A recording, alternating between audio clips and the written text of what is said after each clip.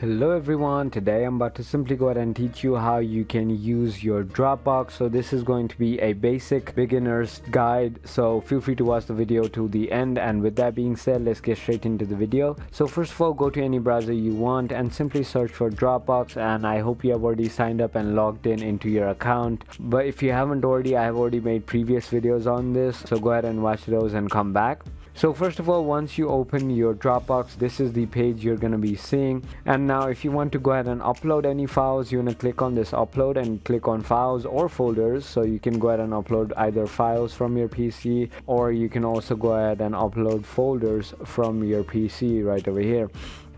And you can also create a folder, or you can also create a shared folder, but you can create a normal folder and then share it later as well. Let's just say this is the folder I created. So if you want to go ahead and share a folder, you want to click right over here on share, and you can simply go ahead and create and copy the link, or you can also send this to people's email directly. And you can also do the same with any files as well. You can share files directly through email or create and copy link as well. And then once you have simply deleted a file, as you can see, I'm about to go ahead and delete this file. And in order for me to go ahead and delete it, just select it by clicking on the check mark beside it and go to this more icon and click on it, and just hover your mouse down and click on delete and click on delete. And now this file will be deleted, but it is not going to be deleted permanently. So in order for you to go ahead and delete it permanently, click on this deleted files menu on the left side and simply just select that folder one more time. You can restore it if you want to, but in order for you to go ahead and permanently delete, click on permanently delete and one more time, and it will be deleted permanently from your Dropbox. And if any people ask for requests on your files of your Dropbox, it will come right over here where you can accept, or you can also go ahead and request some other people by clicking on this new request and then just explaining what file folder you're requesting.